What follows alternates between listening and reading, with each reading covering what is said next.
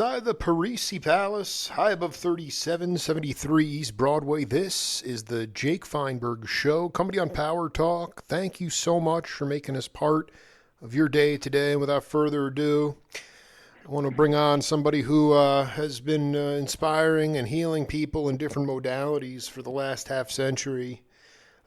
He has done it kind of under the radar in a very selfless way, the way a lot of his generation was. They would rather be heard rather than seen on the bandstand and in life. But they practice magic, they practice healing, and they practice inspiration for people to be themselves. Charles Covington, welcome to the Jake Feinberg Show. Oh, how are you doing?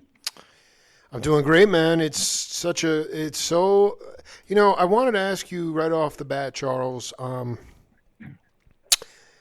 tell my audience about if you think, I know that you made a living partly teaching in the conservatory, Peabody, and things like that, but do you really truly believe that the music that you grew up learning and playing can be taught in academia?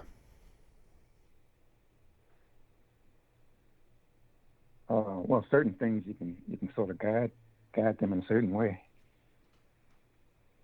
But then you need a lot of experience, and then you need to listen a lot to everybody. But anyway, certain things can be taught. Certain things that can relate to what? Uh, as far as basic theory, but when it comes to being creative, I don't know whether you can teach that. Do you find it interesting? Like, how did you adapt to being, for somebody who essentially learned on the bandstand, how do you make that applicable in academia? Um, well, first, I think you should look the way they teach at Howard is to have you listen to a lot of different musicians and vocalists, and try to learn the language or the different languages. But when I teach my piano students, I go all the way back to stride piano and just all the way up to the present, so they can have a wide background. So you need to be exposed to a lot of different styles, so you can have a better appreciation.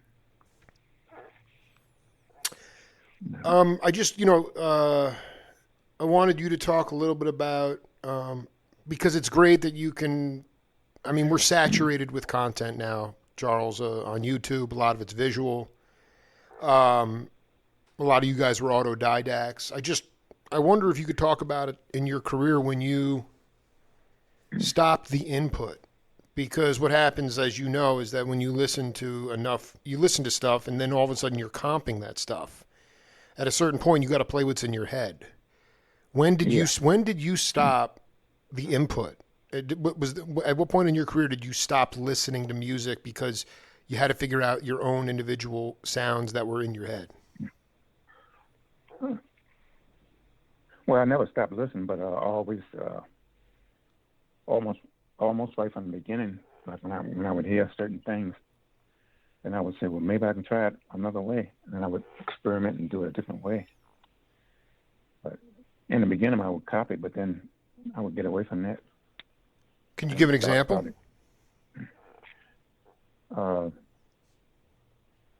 when I was going to high school, before I started playing jazz piano, I used to listen to Fats Domino, that style of music, and I didn't know anything about jazz piano during that time. And then I heard during the lunch break they would play Earl Garner on the intercom, and I would say, "Oh, and what is that?" And, I was hooked right away. So I would go to the piano and try to duplicate what I heard. 'Cause I could almost play anything that I heard. But then I would after I play what I heard, then I would try another way. Say maybe I can do it this way, and I would just keep experimenting, and I would get my own, uh, develop my own ideas. I love it. Dude, you certainly did a great job, my brother. I mean, do you tell your students to, I mean, you said I was listening, I was listening, I was listening. The problem is today, my generation and younger, they're copying visual form. They're not, uh, so they're not, they're looking at how people are playing the instrument, or I guess my question for you is this: as somebody who's a teacher, historian, and musician, I just know I've interviewed enough cats: Ramsey Lewis, Ahmad Jamal. I mean, the list Oh, goes on and on. Charles Covington. I mean, if somebody came up to them and was like, "Man, you sounded great. You sounded just like Oscar Peterson," they'd want to slit their wrist. Maybe not if that'd be a compliment, but they wanted to sound like themselves. They wanted to be themselves. And when I listen to yeah, modern jazz, if whatever that means, I hear a homogenization of sound. I cannot tell who anybody is. And I just yeah. wonder how we've moved, in your mind, your opinion, there's no right or wrong answer, how we went from this insane groove. I mean, we went in, we came in with Moisturizer, dude, with O'Donnell Levy. That's the sickest track. Are you playing bass pedals on the, because I don't see a bass Yeah. player listed. No, I always play the bass pedals Oh and my, the organ. Fats Theus, O'Donnell, Chester Thompson, Charles Covington, everybody sounded like themselves. And that could go for Pete LaRocca and Mickey Roker and Woody Shaw and Lee Morgan, on and on and on. And I just wonder why you think, because that's what made jazz special, was that, like you said, you would beg, borrow, and steal, and then you'd say, well, let me try something different and become myself. How have we moved away from that into this homogenization of sound? Uh, hmm. That's a good question. I mean, do you agree with that sentiment? I don't know. You don't have to agree with it. I can't tell who anybody is anymore. Might have something to do with the new technology age. Maybe, but it has more to do with the fact Uh, that cats are coming out of the academy and sounding more like their professor than themselves. I mean, it's a major yeah, crisis, man. Give me a break. I mean, Jimmy McGriff and Jack McDuff, they're the language they were talking about. They were shooting from the hip, Charles. You know that. They were shooting from yeah, the hip, man. They were using a language that had been instilled in them, but it didn't always come out in like perfect enunciation. It would come out in slang. But dude, the cats that you played with, they were off the cuff, man. And now you have cats practicing their solos. Bizarre.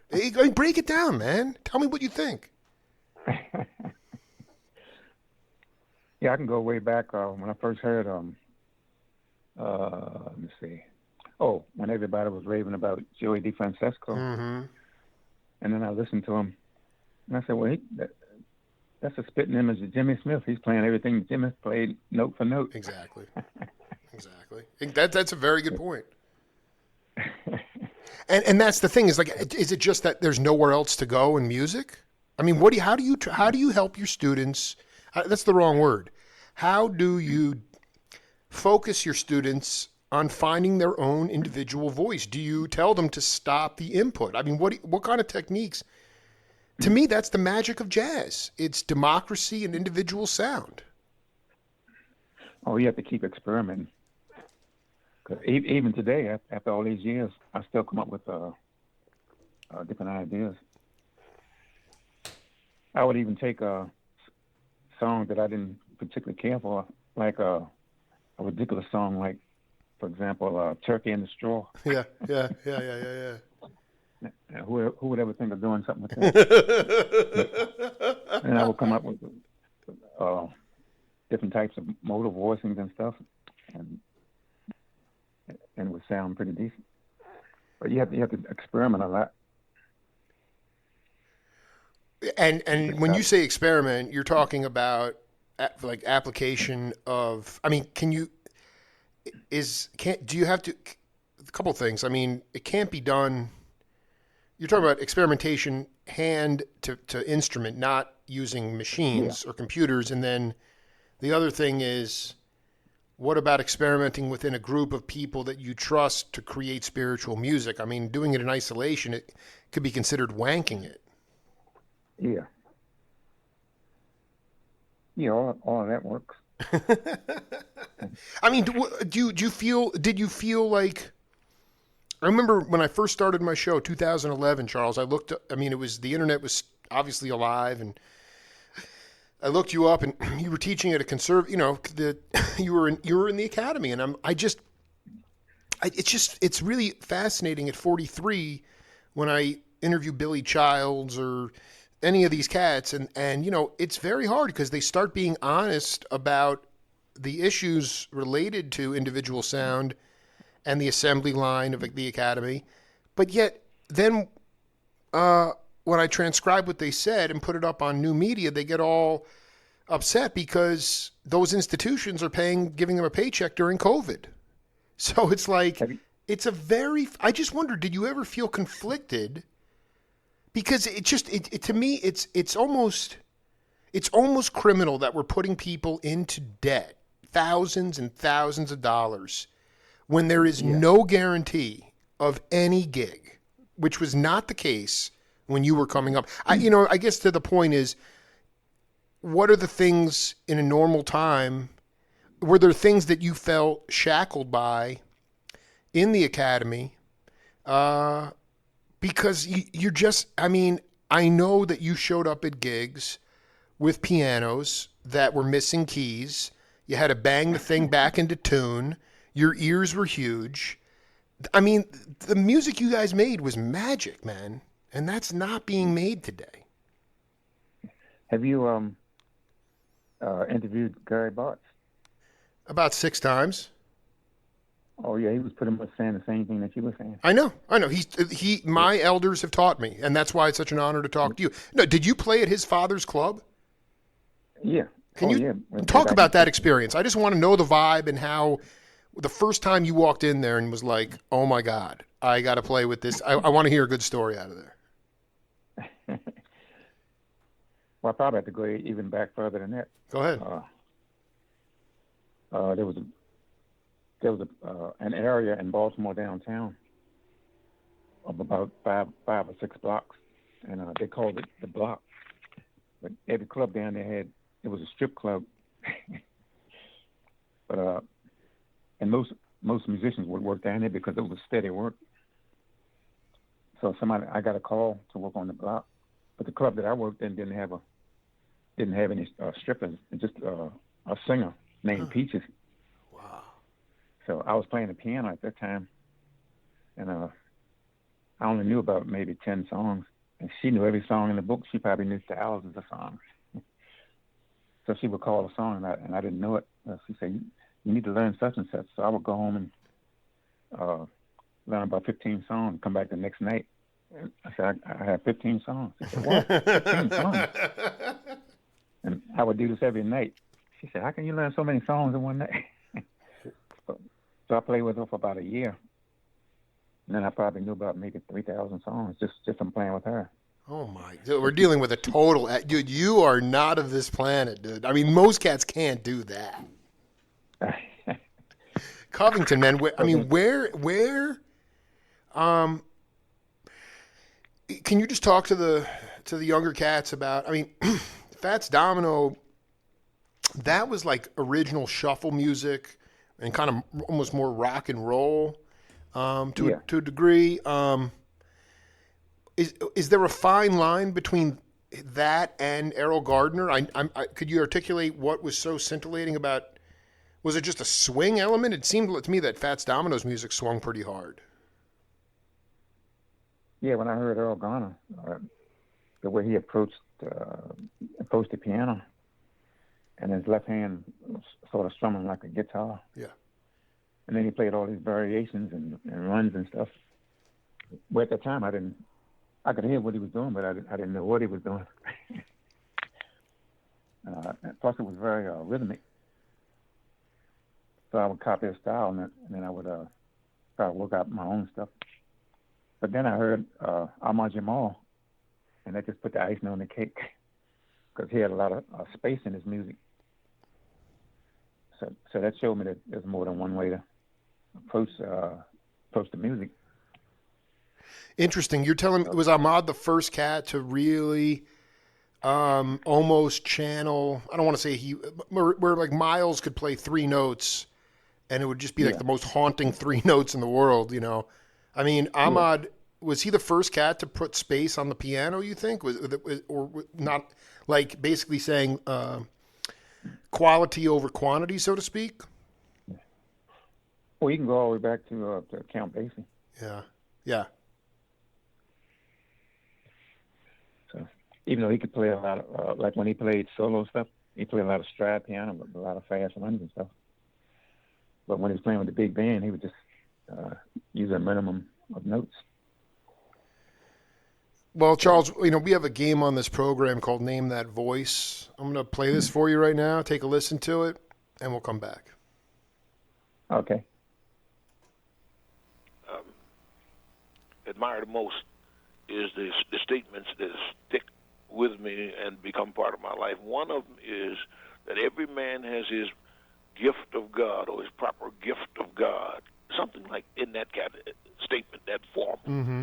And I perceive it in people. There are no two people alike, even though they try, because we learn from our masters in front of us. They're the teachers. So we learn everything we can learn from them, but we don't end up sounding like them. Our personality comes from how much energy we put into it. So if you put it in, you're going to get it out. But it is there. Our Creator has given us the ability to do a lot of things. You can branch off. Ron Carter said to me one day, he said to one of his friends, he said, man, George Benson could have been a scientist or a doctor or anything he wanted to be, because those things branch off into different directions, you know. There's a lot of mathematics in music. I'm not a mathematician, and I don't like blood. I'm scared to death when I see blood. I don't like it. So I know I couldn't be a doctor. A scientist, yeah. I channeled it through my music and invented some things that had not been done on the guitar. And how I did it was I asked myself a question. How come Montgomery didn't figure this out? How come he didn't do it like this? Why didn't he add this note over here to his octaves?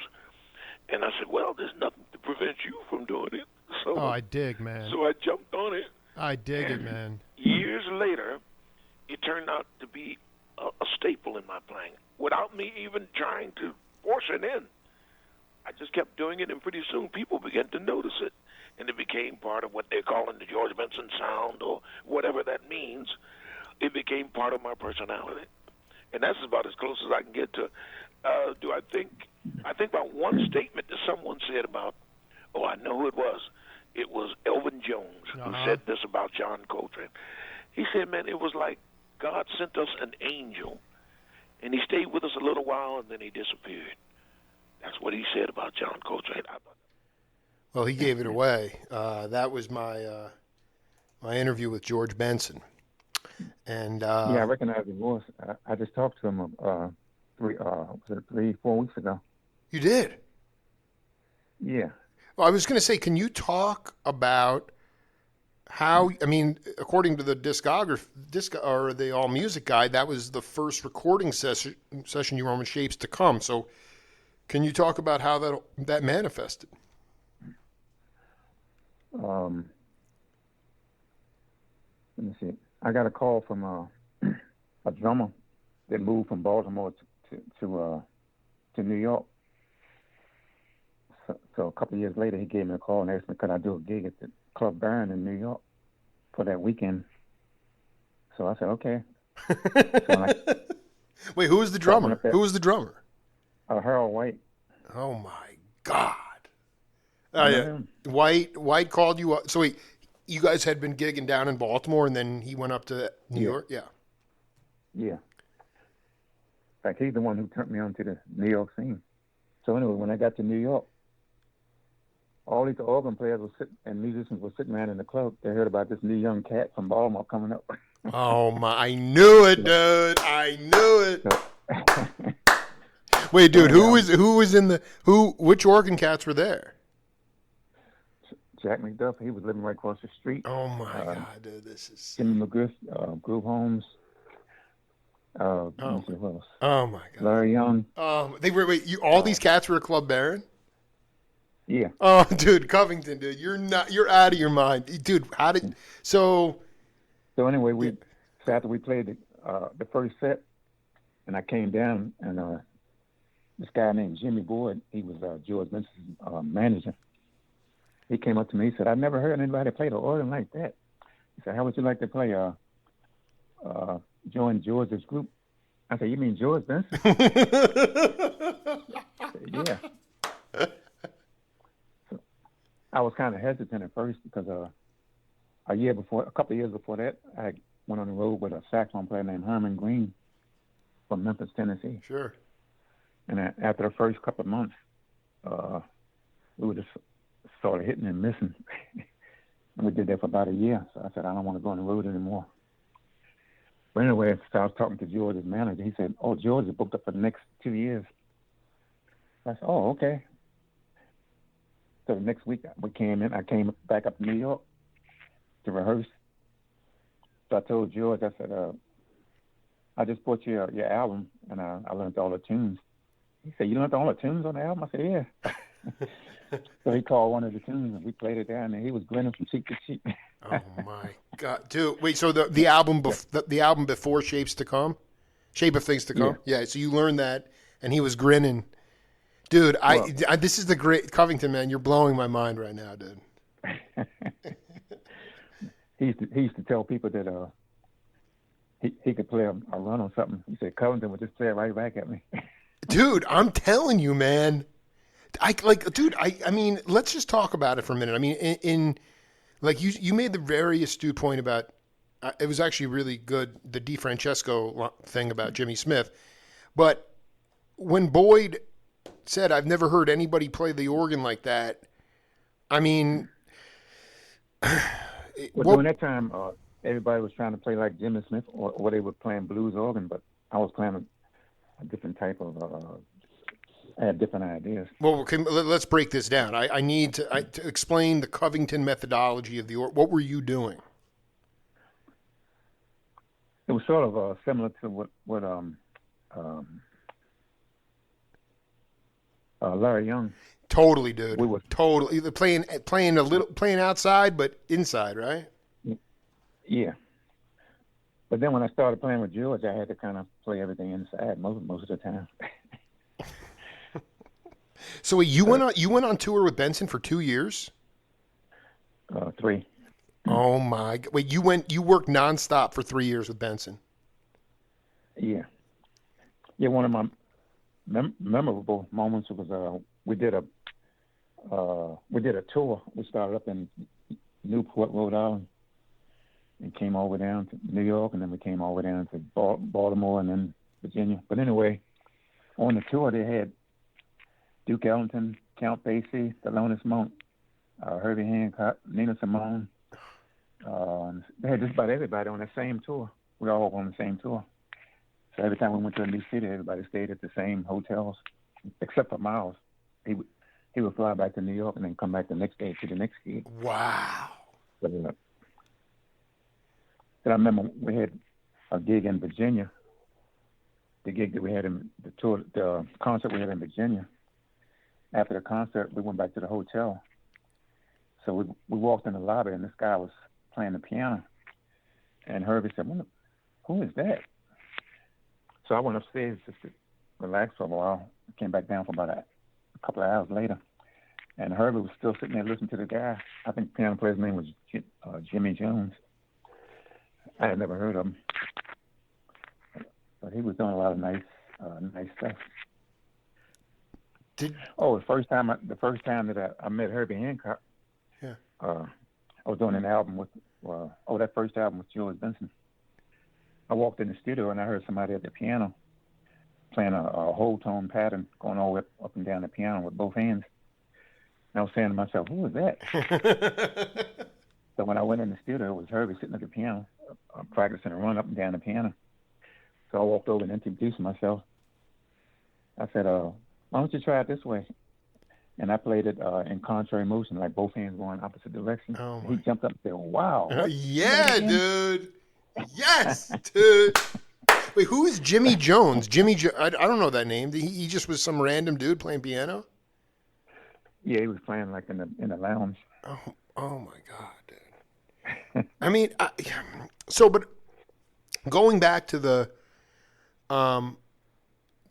that was the first, I mean, that was at Rudy Van Gelder Studios, right? The Benson album? Yeah. Okay, so I mean, Yeah. but before that, was Covington did you do any recording prior to that in Baltimore? I'm trying to think of this guy's name. Come on now. We got to get this now. I mean, Covington, you are one of the most important people in music history by far, dude. I mean, there's not even close, dude. I did a 48. I can't think of the guy's name right offhand right now. Well, what kind of player was he? What was it, like a boogaloo kind of thing, or what was it? It was more like a pop singer. Holy cow! Oh, but another time early on, I was playing at the Royal Theater. Everybody played at the Royal Theater and the Howard Theater in D.C. Sure. Anyway, I was playing at the Royal Theater in Baltimore behind this vocalist named Flink Johnson. And we opened up for Nat King Cole and Miles Mabley. So that was a good experience. What was the like? I mean, I guess how would you describe the vibe and essence of the older statesmen of the music? They're like folkloric now. I mean, Ellington, Louis, Dizzy, and so many guys. I mean, it's ridiculous. But Duke, Thelonious, I mean, what was so, not even, setting aside their playing because some of their genius wasn't even necessarily recognized in the time, I'm just curious about what was so awe-inspiring about maybe what made them, what you looked up to them for as leaders.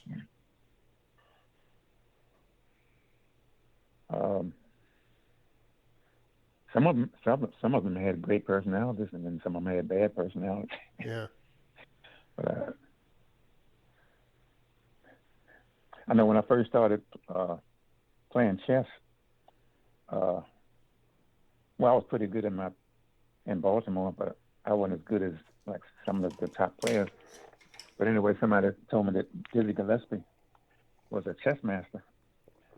So I said, what? And I got his number, and I called him up and asked him would he want to play some chess games. He said, sure. So he invited me to come play with him. So we played the first game of chess, and I beat him pretty easy. I was intimidated. I was intimidated at first because everybody was telling me that he was a chess master. So I kept beating him. Then I kept saying, well, he must not be as good as people saying he is. I wasn't that good in the beginning until a little late on. When did you decide? When was the deciding moment? When did you know that you were going to be on a path to play spiritual music? I mean, I don't care. None of the stuff that you played with O'Donnell was a formula trip. That stuff was like the most wicked. It sounded like it was all first takes. I just wonder about when you recognized that your purpose in life was as a healer on the bandstand. Oh, probably from the very beginning. I knew something was about, but I didn't know what until later. When did it finally crystallize though? Was it the Club Baron date, or was there a seminal moment when you realized that this was your path? Oh, some years later when I was teaching at Peabody Conservatory, and I had a chance to do a concert, so I decided to do all my own compositions, and it was very different from anything else that you would hear. Um, people came up to me later and said it was very spiritual. Wow. It was something different about it. They couldn't put their fingers on it.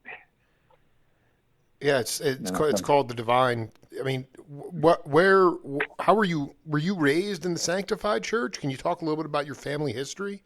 Because I mean, you are steeped in like, I mean, you're not like, I mean, you could play gospel music, obviously, but like, I mean, Yeah, I played in church. all right, can you talk about because I interviewed,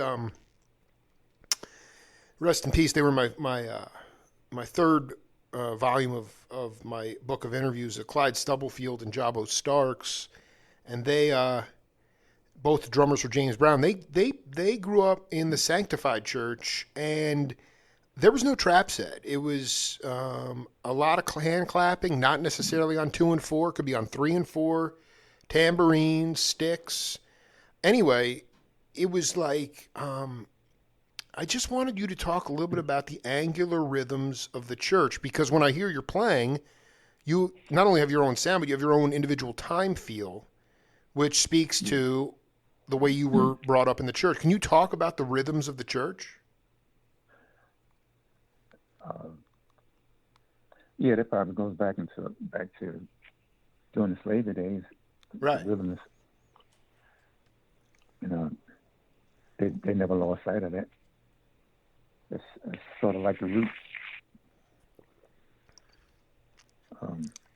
Well, what were those rhythms of diaspora? Can you explain that to the audience? A strong accent on certain beats. Like sometimes it could be 2 and 4, sometimes it could be 1 and 3, depending on what's being played. But I used to play in a storefront church, and when I was in my late teens. I didn't know how to read music or anything. I would just listen to the congregation sing, and then I would just pick it up. Oh my God. Yeah. Where are the tapes? Covington, where are the tapes of this stuff? I need these tapes. Wait, so a storefront church, what was that? Like a storefront, and then people just piling. It was like a big window in the front, like a store. And they would have church on Sundays. And there'd be a piano in there. Did you ever play with a trap set in the church, or you basically had to develop your own time feel? You know, was there any other part of the band? No, I was just doing solo piano. I think I always had a good feel for time. Well, I remember when I was a little child growing up. I grew up in the projects. My parents used to play this record by Les Paul and Mary Ford, and I would go to the piano. They would play the song "How High the Moon." Yeah. And I could pick the melody out on the piano, and I could hear the chords. I didn't know what they were, but I could hear them when it go from major to minor. Sure. I could hear it, but I didn't know what it was. And then they played this other song by what was that? Doris Day, "Secret Love." Wow. And I kind of fell in love with that song. And then I would pick the notes out to that. You grew up in the projects in Baltimore? Yeah. So can you talk about, I mean, you're from the same, roughly the same generation as, Curtis Mayfield and Marvin Gaye, Donny Hathaway. Can you talk about the projects, the ghettos? I mean, they're very different than the ones for today. I've talked to enough cats, George Duke, for example, and I mean, it was not easy life, but it was a positive place because there was a lot of accountability, even though they were segregated. A lot of the, if you cut up in school or did something wrong, the neighbor might whip you before you even got home to your parents. It seemed to me to be a really secure project. Can you talk a little bit about, because I mean, those vocals, the lyrics, the songs that came from Curtis and Marvin, they weren't talking about gang banging and killing people. They were talking about love. They were talking about inclusion. They were talking about like peace, human race, the one human race. And that, how can you talk about growing up in those kinds of projects? Oh, it's nothing like it was now. I remember my parents used to get what's that, milk, bread, and Yeah. eggs. Yeah. So he would leave it on the steps, and you didn't have to worry about anybody stealing it or anything. You could leave the door open. Nobody would have to worry about anybody breaking in. You can't do that now. Well, so why? I mean, it may sound very obvious, but why was there such trust and morality at that time? Because there was still horrible racism and there was still crazy shit going. Excuse my language. There was still bad stuff going down, but it wasn't to the point where, I mean, people literally live in fear now because everything has to be locked up because there's this. There's just according to the powers that be, there's not enough to go around. So I mean, why was there like this inherent trust in the communities at that time? Probably because it was a close knit community, so everybody would look out for everybody. But that's a good question. Well, I guess Gary Bartz told me in our first interview 10 years ago, bless that guy, that he'd go into a department store, and I think the story was that he was lighter skinned than his mother, so they didn't hassle him, but they wouldn't let her go into the department store.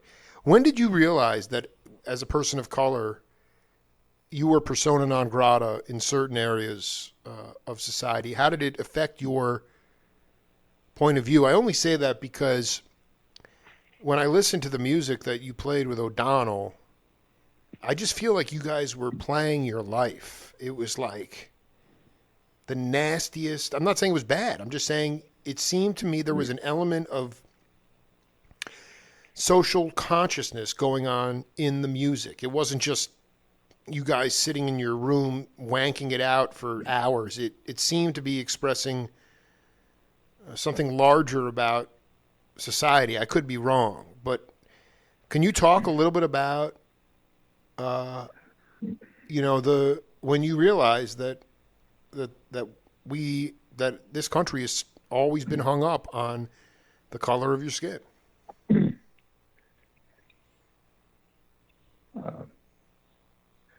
I probably realized that years ago, but I didn't really wake up until in the 70s when I started.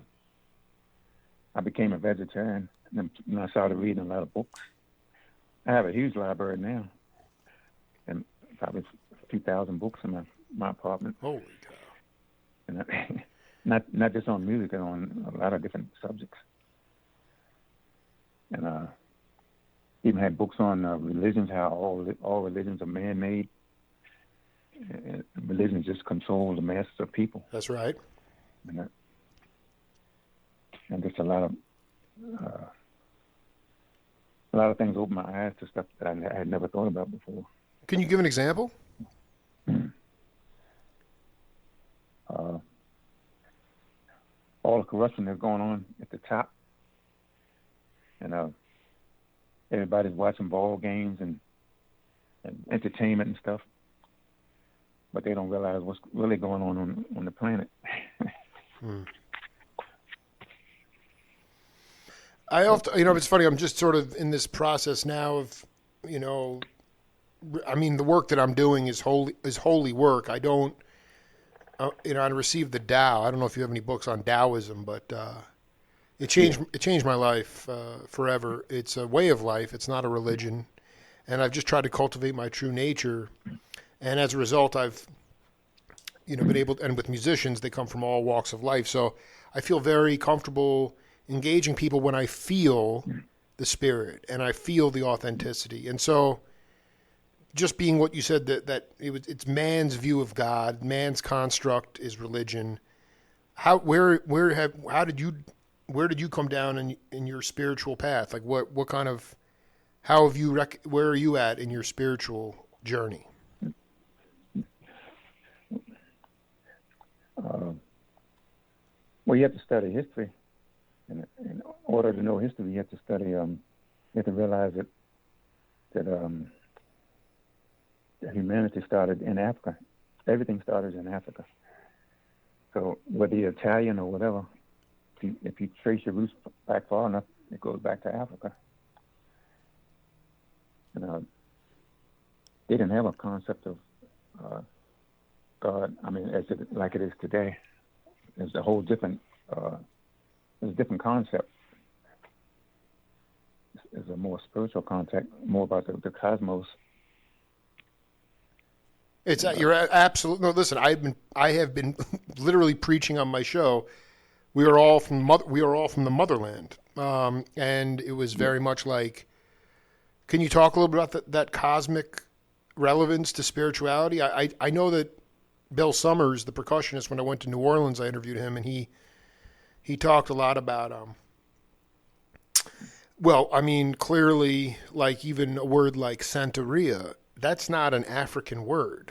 That's Latin. Yeah. Okay, so like everything, all the culture from Africa, the first universities, the first instruments, the first everything was created in Africa. But then when Africa was looted and the slaves were these Africans were taken over to the islands, they tried to keep their spiritual ceremonies and traditions intact, but yet even the words were co-opted. The Lukumi people, these types of, basically the ceremonies were very, I guess, polytheistic almost. I mean, it wasn't just one god. It was Can you talk a little bit about the cosmic relevance of spirituality that comes from the motherland?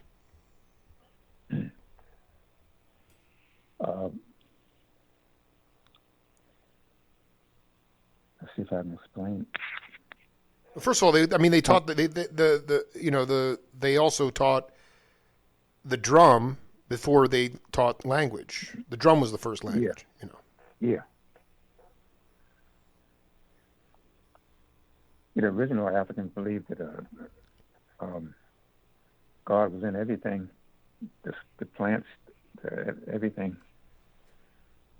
But they didn't call it God. That was a word that came along centuries later. But every living thing. Well, to break it down, we're God having a human experience. Each one of us is having a human experience in life. But it's so deep that it's just kind of hard to explain it in one. Well, I mean, we've got plenty of time. I need you to break it down. It's very, very important. I mean, I know we're just connecting now, but I've dedicated hours of my show to the motherland. I mean, Ahmad Jamal, when I interviewed him, talked about. I mean, he wouldn't play there for a long time because of apartheid, and then when he finally did, there was a cat that came up like a greenskeeper for a golf course and was crying because he said, I never thought this day would come. He said, we used to play golf at night with no lights. I mean, it was like a very, I'd like you to go a little bit deeper on this idea that we are God, we are all God having a human experience.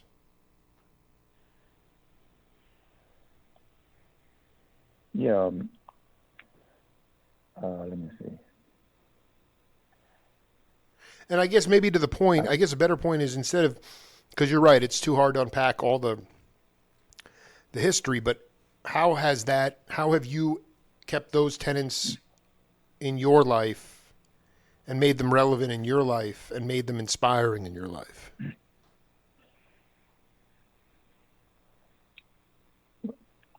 Well, actually, everything is related. Well, just like in music, when Thelonious Monk first came on the scene and started playing his own music, but nobody was used to those intervals that he played. And they thought he was insane. But eventually everybody got used to it, to the flat nines and the sharp 11s and all of that. Sure. So you have to get to used to certain things. Let me see, what was I getting at? As it relates to as it relates to we're having a human. We all have God within us, but we're living a human experience. Just wanted you to talk about that.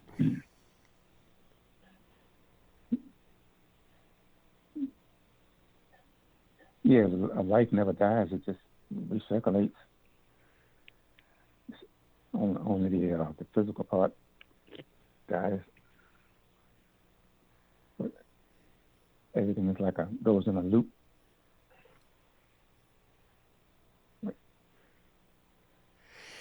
Backing up a little bit, like what I heard when you were interviewing George Benson. Yeah. He said he didn't like what did he say? He didn't like math. Yeah. But he didn't really think. But if you really think about it, music is the highest form of math.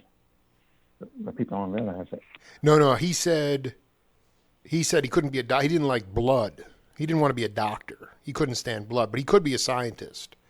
Okay. But yeah, it is the highest form of mathematics. When you were coming up, even in the impoverished schools, were there legitimate? What was your high school band like? Did you have a lab band? I mean, that's part of the issue is that people no longer see musicians as a viable profession in this society. They see music as a musician's gift to the world. And so they took all the instruments out of the schools. And I mean, can you talk about, I mean, you could have done anything. It sounds like you could have been a numerologist. You're like from a different, did you know Ted Dunbar, by the way, the guitar player? Let me see. No, I don't think so. He was a numerologist, but I mean, can you talk about how much did the collective music of those projects hold the projects together?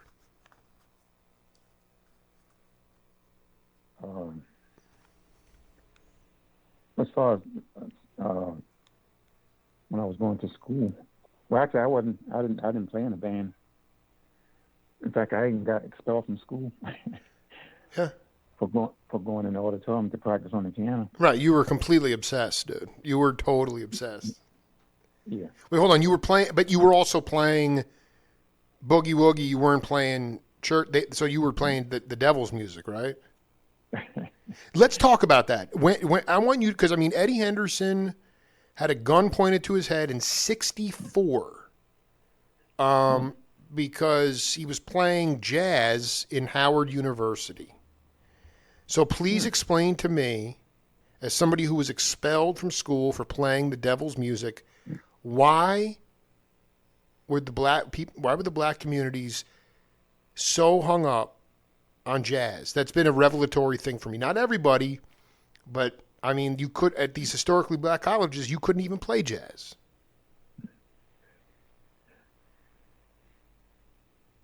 Well, maybe because originally the music was meant for dance, and then it started developing, and then people couldn't dance from it. And that could be one possibility. No, I'm talking about going back to the idea of blues and jazz being considered the devil's music. The idea that, I mean, dancing was a huge part of African spiritual ceremonies. And that's one reason a lot of Europeans all of a sudden got into it. They thought it was pretty groovy, but then historically, I guess why did historically black colleges have such resistance to an art form created by their own people? Yeah, I don't know, because I used to ask that same. I know you did. I know you did. Listen, man. I know you, but I mean, what is your feeling? There's no right or wrong answer.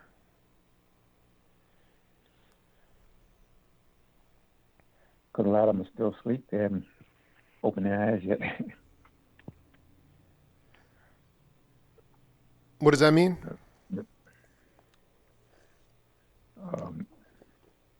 say that they're still asleep. There's still some misunderstanding Misunderstanding of what? of their culture and of history. And what history is that?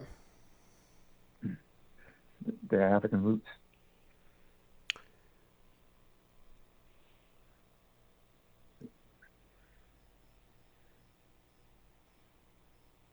I mean, can you go? I mean, so I mean, the idea is because like when you, I mean, when cats came, when the slaves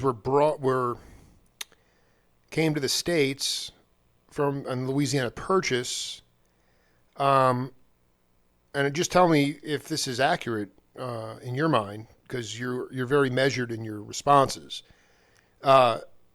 Cats came when they came over. They said, well, first of all, they would if they caught a slave speaking in their native tongue, they'd cut their tongue out. If they were caught with a drum, they'd have their hands cut off. And then, but then the real thing, and this gets back to the historically black colleges, and this is why I want you to go farther on this, is that they looked, when the indentured servants, they were looking at, they said, these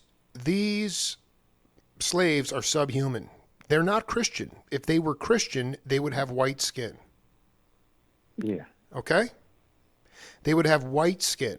Therefore, they're not Christian, and they are subhuman, and that devil's music that they're playing in Congo Square and those drums, that's subhuman music. And that is, I mean, is that what you're talking about with they haven't woken up yet? Is that what you're talking about? Yeah. They're still living with their Eurocentric mind instead of Afrocentric. Exactly.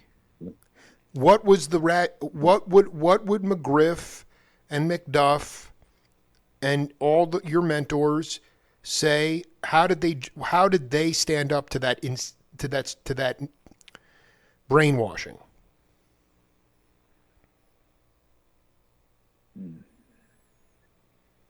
Well, I'm not too sure about them. Well, you got expelled from school. I mean, I'm sure your parents weren't thrilled by that because you were playing boogie woogie music. And correct me if I'm wrong. Were you playing classical music? I don't think so. No. No. I didn't even learn that until years later when I started teaching at Peabody. I'm just saying, and I mean, dude, you didn't bring a gun to school. You didn't knife somebody. You didn't steal lunch money. You're playing a piano, man. What are they tell me what your own people that are brainwashed are so afraid of by that music. What did that music mean?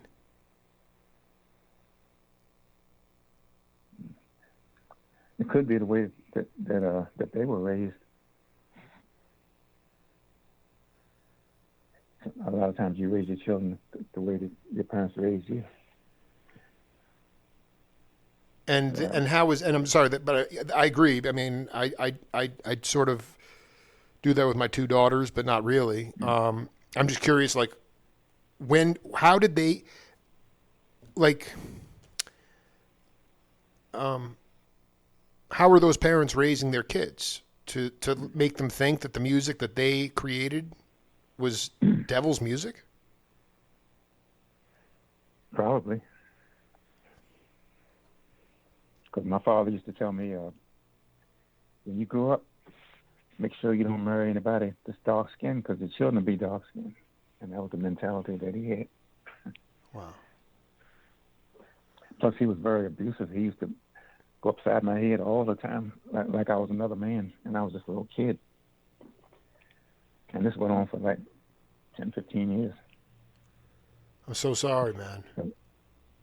I'm really sorry. I think that's that. Why was he? Why did he have so much rage? Was he? Did he have a job? I mean, I know there was a lot of abuse, but why was he like that? Was he an alcoholic? No. Maybe his father treated him the same way. I'm not sure. Sure. So what the heck? He must have taken you to the woodshed when you got kicked out of school. Well, they went up to the school the next day and talked to the principal, and then they reinstated me back. Oh, they did. Yeah. They're like, dude, Charles is a freaking genius, man. You're lucky to have that cat here, man. Get him back in the school, man. I got another Name That Voice for you, Mr. Covington, and we'll come back. And matter of fact, the first Return to Forever with myself, Chick, and Joe Farrell, Ayrton, and Flora, I almost have out-of-body experiences with that band. You know, it was amazing. I mean, can you possibly just talk? I mean, this is why I wanted to talk to you again. Could you just be a little more specific about that? Because when I hear that music in a live context, or even on that first record, it sounds. I mean, that's the way that's the way it sounds, Stanley, to me. Yeah, because I mean, look, when we started out with that first band, me and Chick, you couldn't get any more honest than that. I mean, it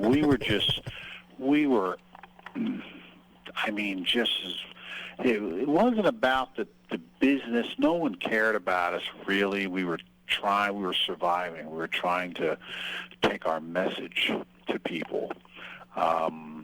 We were playing music that was, really heartfelt and beautiful. Chick wrote some beautiful, beautiful stuff. The players, we were all really compatible. So when you play music like that with people that are really, when you really feel a connection, it's not just music. You can have a conversation with four people that are really together, and they leave space for the other guy to say something. Something happens. Hi, Natasha. Hang in there. Your dad's just talking about communication. Hold on. I'm sorry there, Charles. Do you know who that is? At first, I thought it might have been Mark Cohen. Well, he was talking about the original Return to Forever with Ayrton, Joe Farrell, and Chick. That was my second interview with Stanley Clarke. And and I wanted you to just talk about this amazing group of musicians that came together. How did you meet O'Donnell Levy, Chester, Fats Theus? Talk about that. That's one of the most special bands in the world.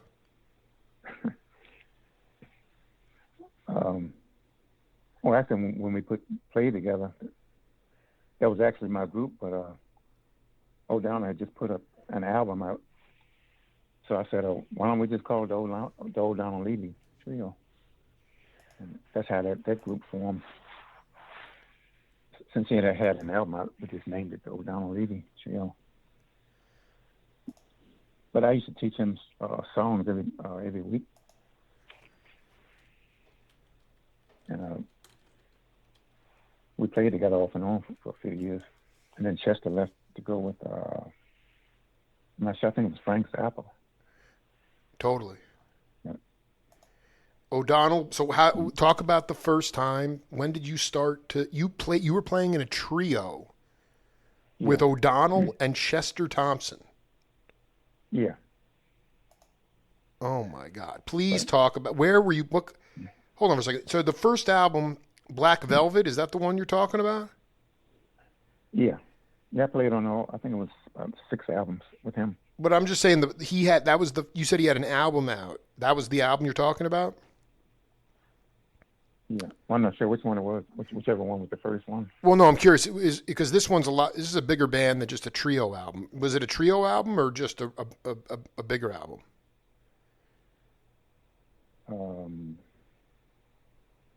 Let's see. Yeah, I don't remember now. This one had Billy Skinner, Fats Theus, Covington, Alarza Collins on bass. Oh, it must have been the one before that. It was, which one was the name? Dude, before that? There is no one before that. Wait a minute. Let me see. Yeah. Actually, I have all the albums right here. Wait a minute. Oh, break it out. Dude, of course you have all the out. Dude, you are unbelievable. Dude, you are freaking genius, man. I mean, literally, I have all the Groove Merchant. You're telling me that the first album he made was not on Groove Merchant? Wait a minute, let me see. Yeah, take a look. Okay, we got Black Velvet, Breeding of Mine, O'Donnell Levy Windows, Dawn of a New Day, Everything Gonna Be Funky. Yeah, I think that was it. And Simba. Yeah, no. So Black Velvet, that was the first album on Groove Merchant So, in so it might have '71. been Simba. I don't think I was on Simba. You weren't on. I don't know if you. I don't think you were. I mean, this one has interesting. It doesn't have any. So it was your band. What do you mean it was your band? Can you talk about how the band came together? Oh, we were playing in this club in Baltimore. The club owner wanted me to bring a band in. What was the So I name of the called club? it down. I think it was called the Checkerboard Lounge. Yeah. The club owner asked me to bring in a band, so I called Chester and O'Donnell and the vocalist Judd Watkins. Oh my dude! Please tell me you have tapes from that time, from those gigs. I mean, have any recordings of that?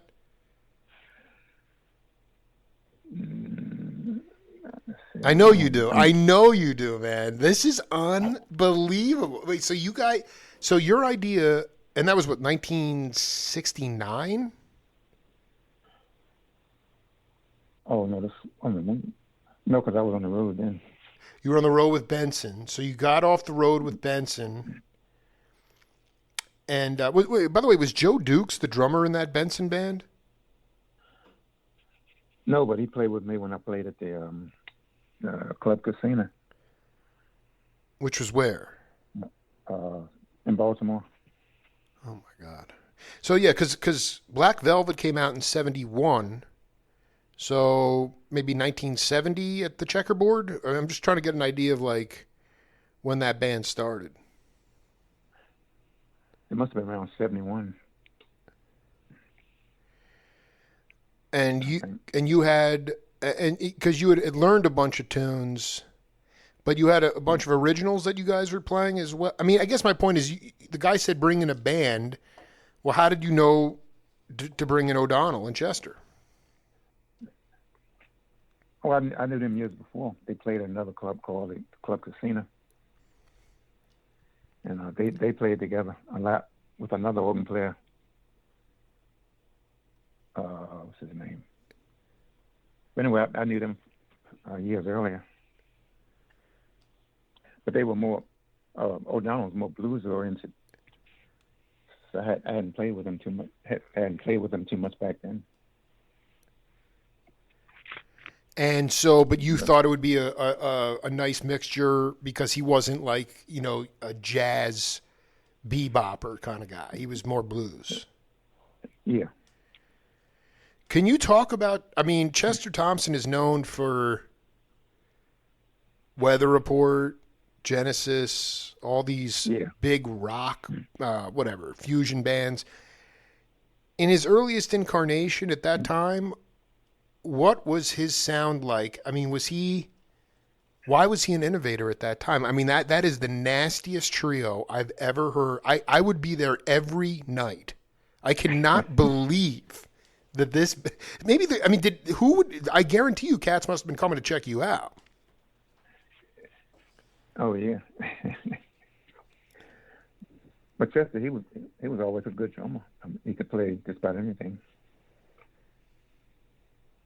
In terms of like feathering the bass drum or playing a jazz top with a rock bottom, what was he? I mean, would you compare him to anybody? Was he, because he's not, his jazz career, his career has been overshadowed by all the stuff he's done with iconic bands. I don't even know if people don't even look at, I mean, I've interviewed the other Chester Thompson, who's like Covington, the most ridiculous Am B3 player. You know that cat?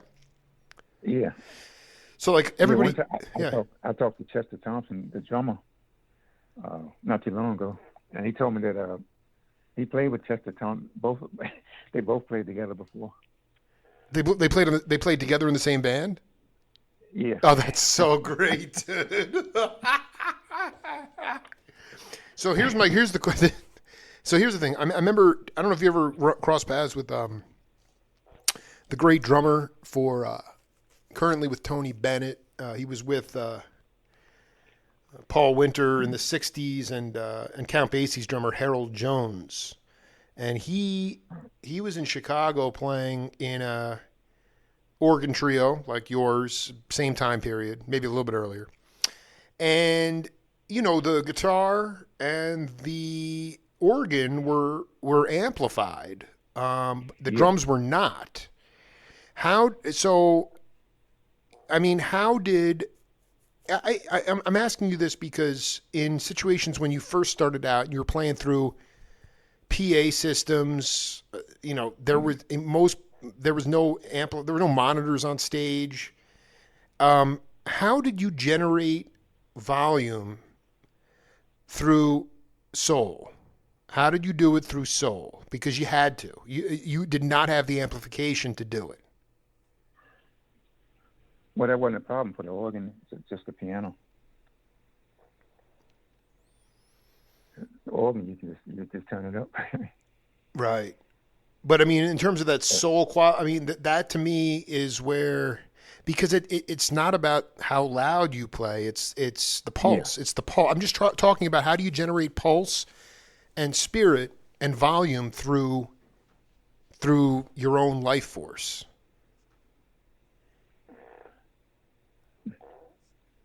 Oh, I don't know. I never thought about it. Probably it just came. Oh man, came natural. Just came natural, man. Can you talk about when, like, a time when,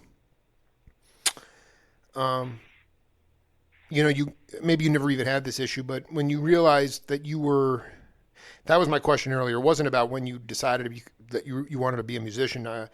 It was when you realized that when you got out of your own way and removed your ego, that you were a vessel or a conduit for information coming through you from the heavens. That to me is when when you started to channel. How did you cultivate that?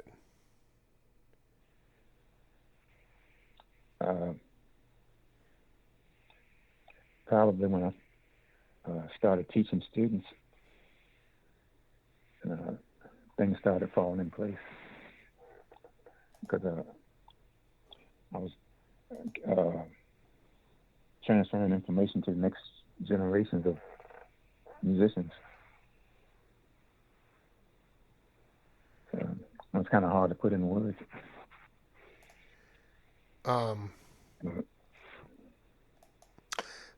But I mean, is that something that's translatable to being able to teach that? I mean, can you really teach that? Well, you can't really teach it. It's just something that probably grows on you or develops. When you talk, can you talk about the first organ that you got? Was it a Hammond organ, or I'm just trying to get the idea of like, because there are not, most cats do not kick pedals. Jimmy Smith did. The aforementioned Chester Thompson, organ player, did. Groove Holmes did. All the cats that were checking you out at Club Baron. Can you talk? Actually, yeah. Well, actually, even Jimmy Smith and all of us them that you just named, they never really played the pedals. They would just tap on the pedals just to give it that, like a thump, that rhythmic sound. But as far as actually playing the pedals and soloing like a bass player, they didn't do that. Who did that? That happened when I came along. Well, actually, before me, it was Lou Bennett. Lou Bennett. Yeah, him and Jimmy Smith were around the same age. And a lot of stuff that you heard Jimmy Smith recording, he got it from Lou Bennett. Oh my, dude, Covington, you're blowing my mind again. That's why they never got along. So Lou Bennett moved to Paris, I think in 1960. He was playing at a club called the Carnival Lounge in Baltimore. So when he moved to Paris, he was rated the #1 jazz organist over there for the next 20 years. But the club that he left in Baltimore, I started playing there I played it for 3 years. But I didn't know Lou Bennett at the time, but everybody kept talking about Lou Bennett, Lou Bennett, Lou Bennett. I said, who is this Lou Bennett? They were talking about his pedal work, how he could play pedals like a bass player.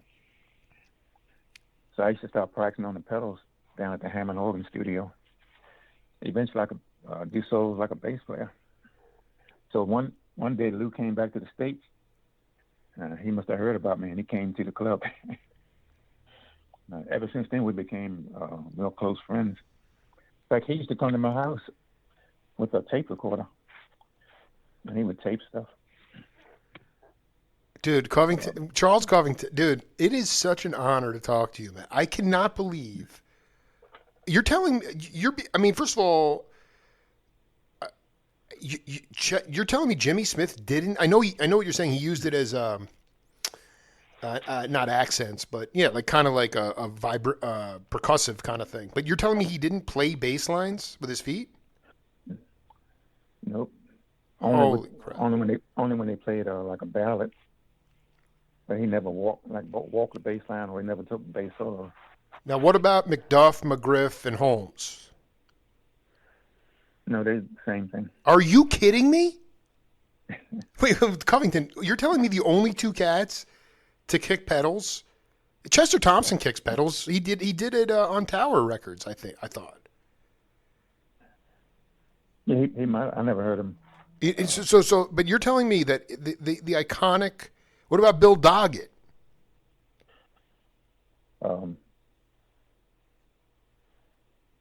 Yeah, he might have. I think him, Bill Doggett, and Earl Bostic, Bill Davis. Bill Davis. Wild Bill Davis. Yeah. So I want to get this straight here. Doggett, Wild Bill, Lou Bennett, Charles Covington. Who else is in that family? I want to know who else is in that family. There was one more. What's his name? I think he recorded this tune called Green Onions. Booker T. Jones. Oh, no. Milt Buckner. Yeah, Milt Buckner. Milt Buckner. Yeah. Wait a minute. You're telling... So those cats... Dude, this is insane, man. This is so... So, I mean, I guess... You know what's interesting is because... So they were basically playing left-hand bass, accenting with the pedals, and that was... So when Jimmy... Yeah, go ahead. Yeah, when Jimmy Smith came on the scene, that's what made him different. He started playing left-hand bass and playing like the bebop lines in the right hand. Bebop, between bebop and bluesy type stuff. Kind of between Horace Silver and Bud Powell. Totally. But I mean, I just want to be clear though that like Lou Bennett was a peer of Jimmy's, but Jimmy was envious of him, and they didn't get along. Yeah. And I mean, but Lou didn't like because Jimmy recorded a tune with Slaughter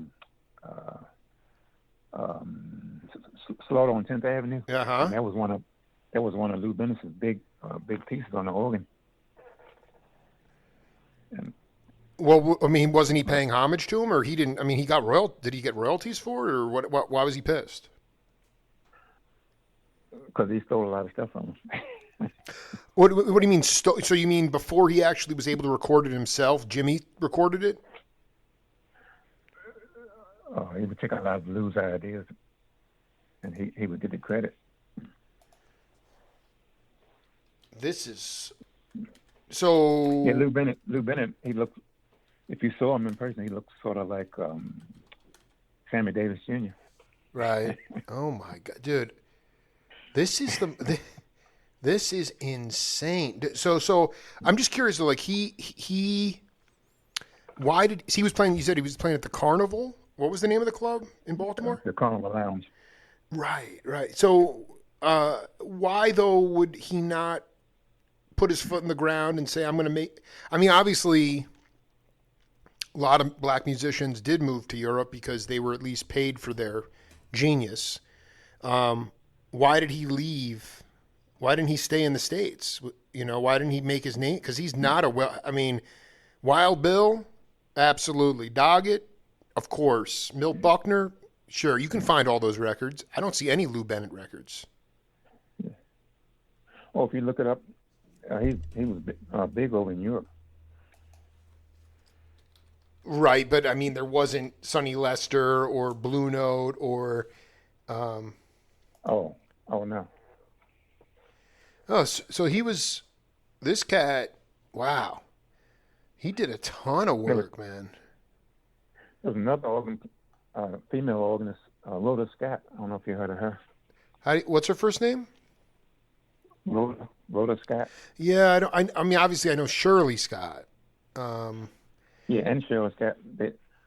Both of them played pedals, but I didn't like it because whenever they recorded Shirley Scott, they would always put a bass player with her. But she was phenomenal. She played bass on organ, but they never recorded her doing it. They always had a bass player. you're darn right they did. I remember seeing a trio with her, Mickey Roker, and Ron Carter.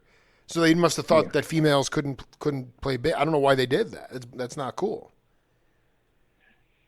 Dude, Lou Bennett and Kenny Clark from '64. This is insane, dude. Leo Wright, dude. I mean, dude, Brew Moore. I'm sorry, no, I'm looking at the wrong thing. And so then, you went down to there was an actual store, the Hammond Organ store. It was a commercial store that you were going and just would shed there and learn bass lines. Yeah, because I never had an organ, so I used to go down there and practice every day for 6 months. I had to pay 25 cents an hour to practice in the practice room. Wow! And this was what year was this? That was in the early '60s. So, talk a little bit about. Did you guys roll with a Hurst and put the B3 in the Hurst? Well, let me say, how do we say? No, most of the places we played, they had an organ there. Well, what was that like? I remember Joe Sample told me that he would walk into clubs and he's like, "What kind of dog du jour do I have tonight?" I mean, can you talk about banging something back into tune? I mean, you're like McCoy Tyner, man. I mean, dude, you're like on that level, dude. Before I went with Vincent, when I was playing with the saxophone player, we used to lug that organ around. Oh, Herman, what's his name? Herman Green. Yeah, what happened there? That just the feel was off, the time feel was off, or was the road people were all strung out? What happened there? No, he was a real nice guy. In fact, he even played. His playing was similar to Coltrane. Wow. And he was a nice person. It was just that we didn't get too much work. Oh, I see. Yeah. So that went on for about a year. So I just came back off the road. And you were bringing a Hurst around with a B3 in it. It wasn't a hearse. It was like a what you call it, a little pickup truck. Yeah, a little. Yeah. I mean, I guess there's another cat in this. I mean, Charles Covington blowing minds today with Milt Buckner and Earl Bostic didn't kick pedals.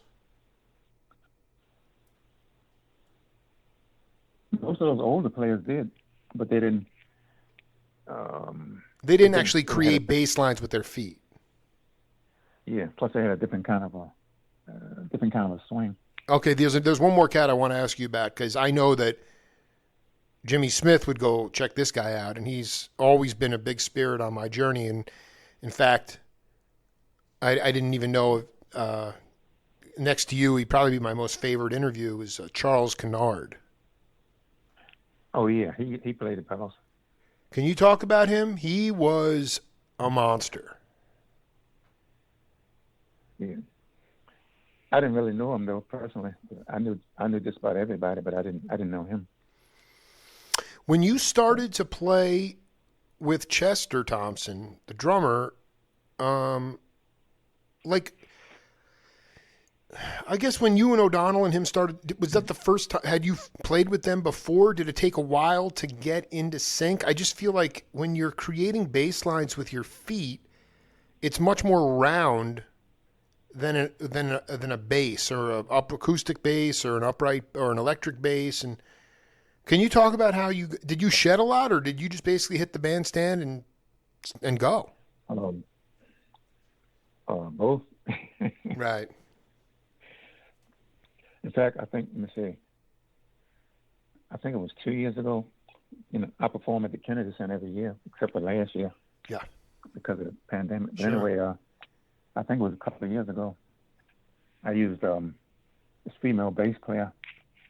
On the first half of the concert, I played like a piano trio, and then the second half, I did like an organ trio. And on the last tune, I did a blues, and I called the bass player back out, and we alternated taking solos. And she was saying, "What?"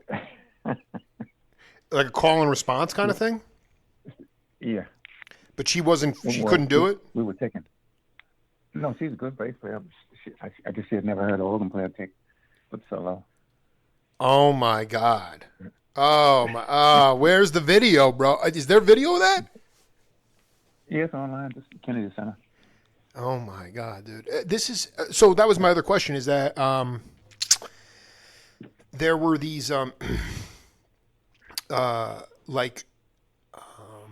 it would be like, guitar, organ, and tenor, or like, I know Stan Getz with there's a great album on Verve from the 50s with him, Oscar, Ray Brown, Herb Ellis, no drummer.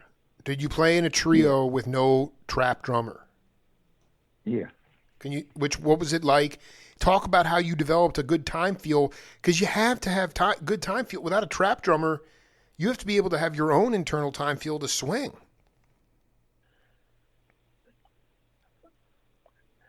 I don't know. I just probably it came natural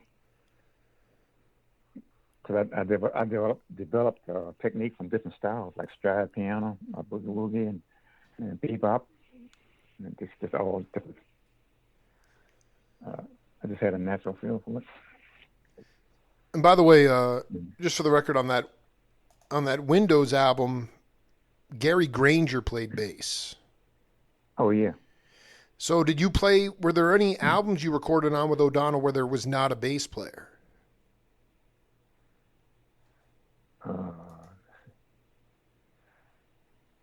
I'm not sure. I would have to go back and look at the albums. I think most of the albums they used a big band. Eric Ward, did you know the bass players they brought in? No. It was always Covington. I guess the other point is, like, when you were in New York, would you go up to New York to record at Sonny Lester's studio? How did I guess, what was it? McGriff? Yes, McGriff was the conduit to getting a record. How did that work? Well, I'm not sure. I just went up there with O'Donnell just to record the album. Right, and then would you have like a tour line? Did you guys go on tour? Oh no, I didn't. I never went on tour with him. You never went on tour with O'Donnell? Wow. So you guys weren't really that tight?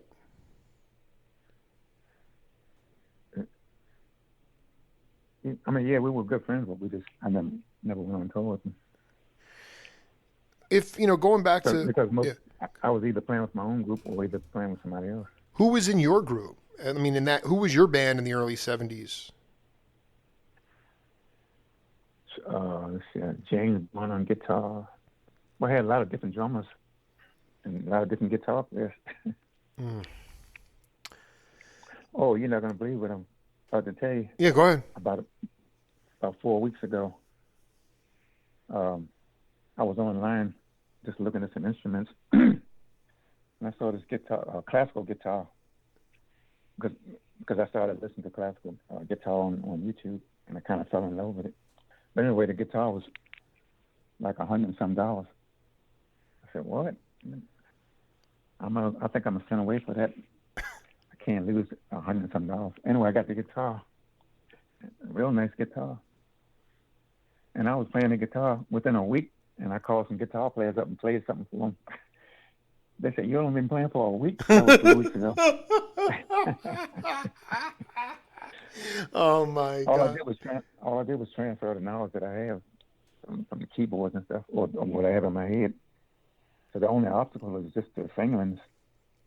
And I'm pretty much getting those down pretty good. So what you're saying So is that this is a new hobby for you now. Like you're shedding on guitar now. yeah, Oh my God! Did you yeah. have like what? Because I mean, what was your earliest like Moog? Did you have an original Moog synth? Like, can you talk about? It's funny because you never played on tours with O'Donnell because I can't imagine the rig you would have had to play those tunes. I mean, you would have had to have huge synth. What was the biggest rig you ever had? Like, did you have one of those synthesizers that looked like an old switchboard operator, like a telephone operator kind of thing? Yeah, during the '70s, I was playing more fusion type music. And I had like a stack of keyboards, a synthesizer, ring modulator, a Porta B. Oh my God! That's like a little small portable organ, a little small electric piano. They're all stacked up. And I was playing a lot of fusion stuff, mostly original stuff. Please tell me that do you have some music from that time that from your band? That's my favorite sound. The ring modulator, the B3 going through the Leslie, the Fender Rhodes, the synth. I mean, dude, when the synthesizers when they for their original intention to create colors, not to imitate instruments, but just to be colors and sonic expansion. That stuff is awe-inspiring, man. Like, could you have some music that you from that time when you had all those keyboards? No, I don't think I have any tapes.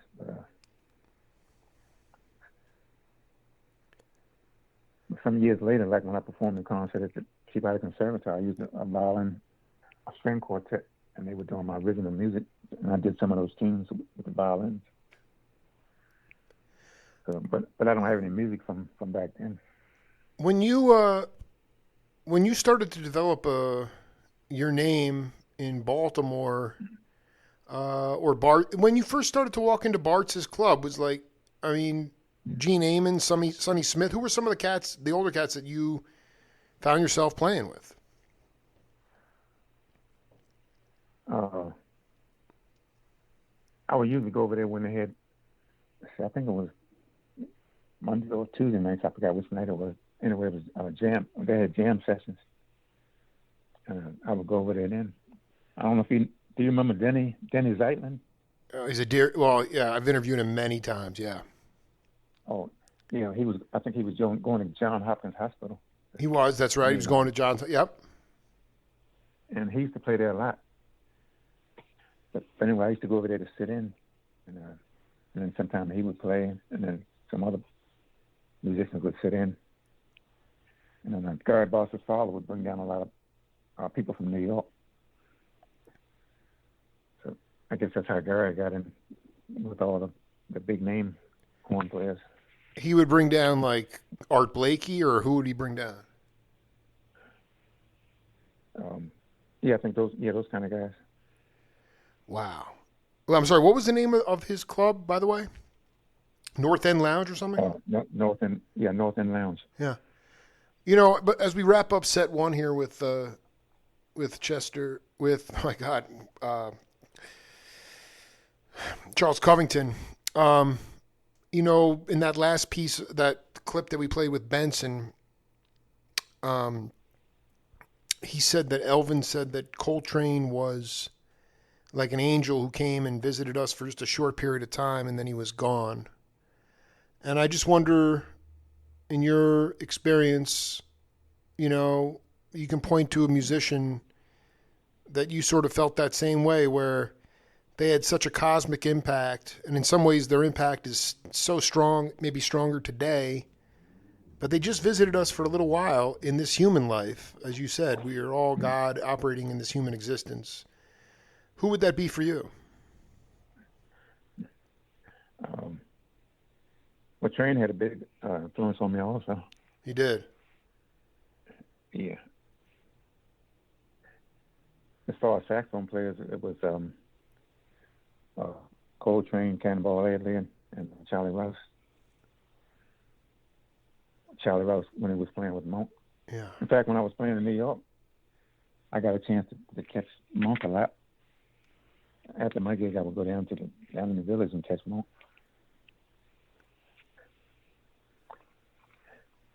And I played with Eddie Harris a lot, but he wasn't too.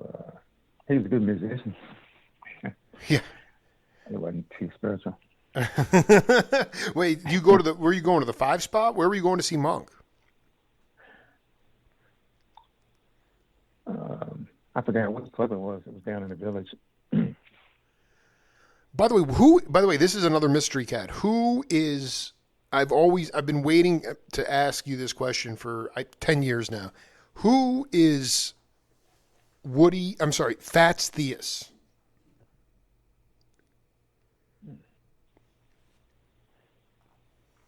I don't remember that name. Where's that from? Oh boy. Well, it seemed to me that he was part of the Baltimore crowd. He's on these this Black Velvet album. Arthur Theus. He played tenor sax and flute. Oh, Arthur T. Arthur T, man. Yeah, I know him. Is he still with us? What's his deal? I don't know. I talked to him about 8 years ago. So I think he was living down in Annapolis. Arthur T. So, I mean, where was... I mean, he was a Baltimore cat, or what was the deal? Yeah, no, I think he lived in Annapolis most of the time. He probably just came up to do gigs and stuff. Wow. He was teaching at CCB in Baltimore about 10 years ago. And I'm sorry, what's he goes by Arthur Theus or Arthur T? Arthur, just with the T, just T. Yeah, we used to call him T. Arthur.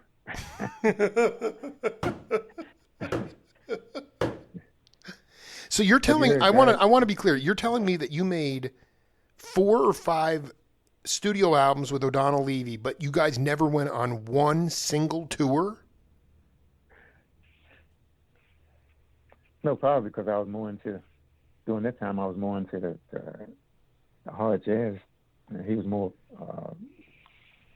blues type. Dude, you guys were playing that. There is nothing. That's the funkiest jazz blues I've ever heard in my life, dude. Ever, dude.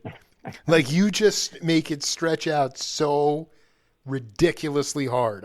It's like, I mean, I am honestly disappointed that you guys never went on like an East Coast run or something. To me, like, it's an injustice that you didn't. There was no money built into the budget. There was enough money to get you up to New York, record, house you, but there wasn't like an opportunity for you to play locally in New York. That nobody. I guess my point is nobody ever got a chance to see, except in Baltimore. Nobody got it. Like McGriff must have seen you. I mean, nobody got the chance to see you outside of Baltimore. That group. Not with that group.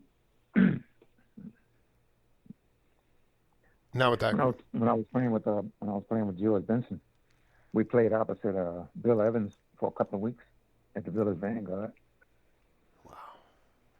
So, but he wasn't too friendly. I'm just in the Benson group. It was who was on sax? Red Holloway or something? No, Bill Easley. Bill Easley, you, Benson, and who was on drums? Yeah.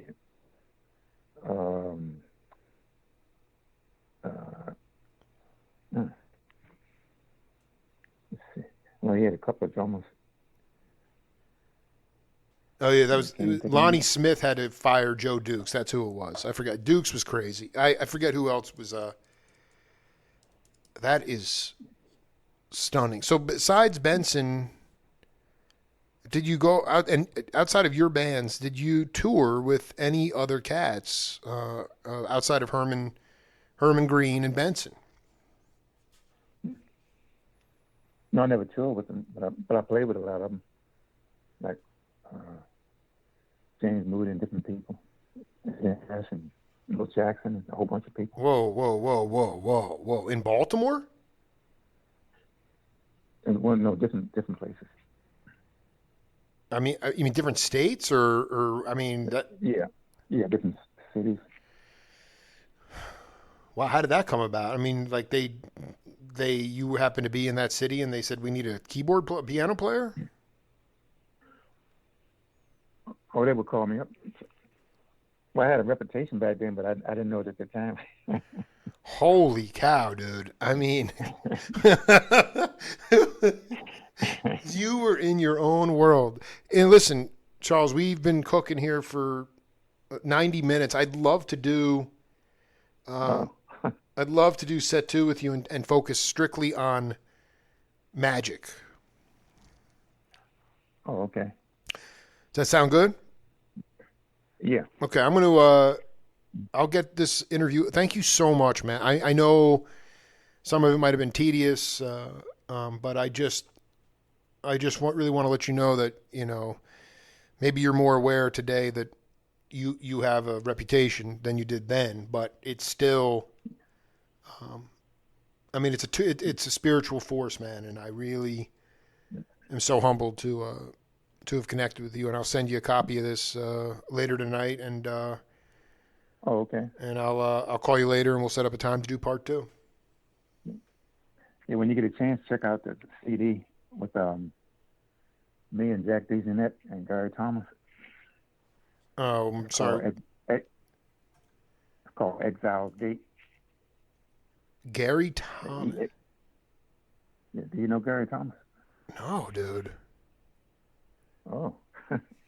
Dude, this isn't. I'm gonna check that. He plays with Herbie a lot. Anyway, Covington, man. I mean, Ahmad Jamal, Randy Weston, Herbie, and that the other guy. I can feel his spirit with us right now is Larry Willis. Oh yeah, he just died not too long ago. That Baltimore was just rocking hard. It was and also I just want to be clear. When did you play? I thank Keith Kilgore. Without him, none of this would have happened. When did you? Because Keith was playing with Bartz, and I forget how. When did you cross paths with Keith? He was clearly younger than you. Yeah, it was a club over in Tacoma Park, D.C. We played there for several months. I'm not even sure. I don't even think that he knows I play organ. Because we played piano. So he probably doesn't even know I play organ. Oh my God! Do you have an organ in your house? No, I had one, but we just moved 5 years ago to a senior place, and I couldn't move that in here. Charles Covington, man, we'll be in touch, man. Thank you, brother. Bless you so much, man. Thank you I'll send this to you.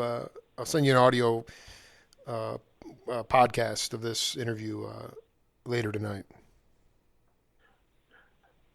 Oh, get up. What let me see. Do you need an email address, or how does that work? Well, I mean, if you get texts, right, on this phone? I can just send a text.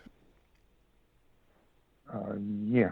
Or you can give me your email as well, and that can work as well. The email that's pretty easy. Yeah. The baby at home. The baby at home at gmail.com. The baby at home. Oh my God, dude. I mean, unbelievable, Covington. Thank you. You made my day, man. Bless you. I'll talk to you real soon. We'll do part two real soon. Okay. All right, man. Okay, thanks a lot. Yeah, be cool. Okay. Yeah, later. All right. Bye.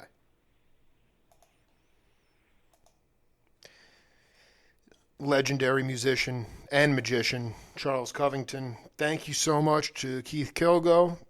We'll be back. This is the Jake Feinberg Show. Peace.